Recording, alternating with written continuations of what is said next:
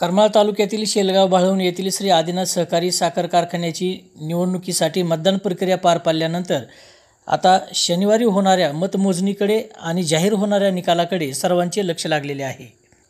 या निवडणुकीसाठी आमदार नारायणआबा पाटील, माजी आमदार संजयमामा शिंदे आणि दत्तकला शिक्षण संस्थेचे संस्थापक अध्यक्ष प्राध्यापक रामदास झोळसर यांच्या नेतृत्वाखालील 3 पॅनलमध्ये लढत झालेली आहे।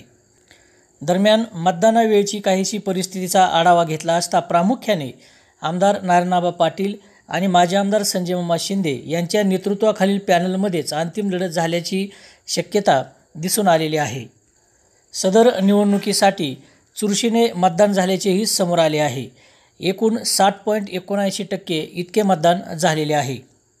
दरम्यान या निवडणुकीतून करमाळ तालुक्यातील राजकारणातील प्रभावी असे गट असणारे जगताप गट आणि बागल गट या 2 गटांनी या निवडणुकीमध्ये प्रत्यक्ष सहभाग घेतला नव्हता। अर्थातच या दोन्ही गटाचे उमेदवार हे निवडणुकीच्या रिंगणामध्ये नव्हते।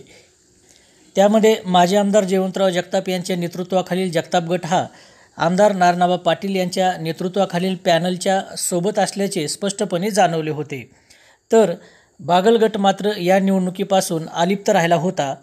मात्र प्रत्यक्ष मतदानावेळी बागल गटाच्या समर्थक सभासदांनी नेमका कोणाला कौल दिला आहे किंवा कोणाच्या बाजूने त्यांनी मतदान केले आहे यावरही या निवडणुकीतील विजयाचे गणित अवलंबून राहणार आहे।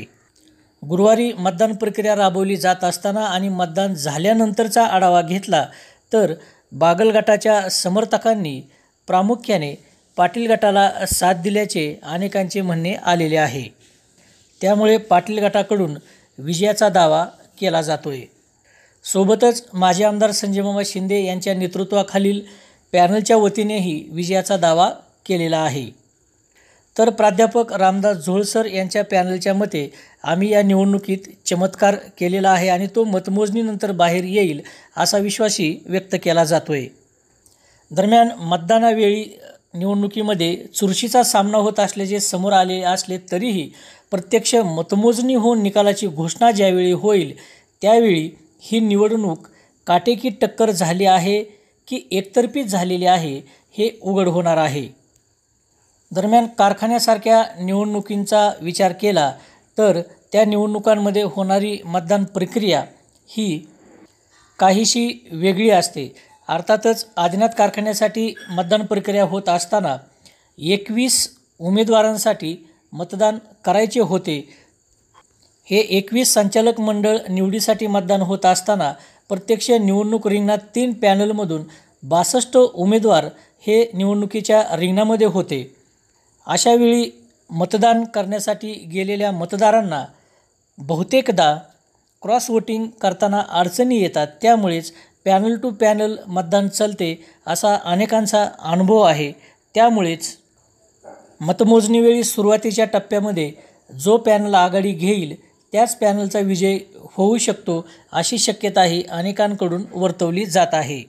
त्यामुळे आता निकालाचे अंदाज बांधले जात असताना एकच पॅनल संपूर्णतः निवडून येईल की विभागणी होऊन संचालक मंडळ निवडले जाईल याबाबत ही उत्सुकता आहे। मित्रांनो, तुम्हाला काय वाटते?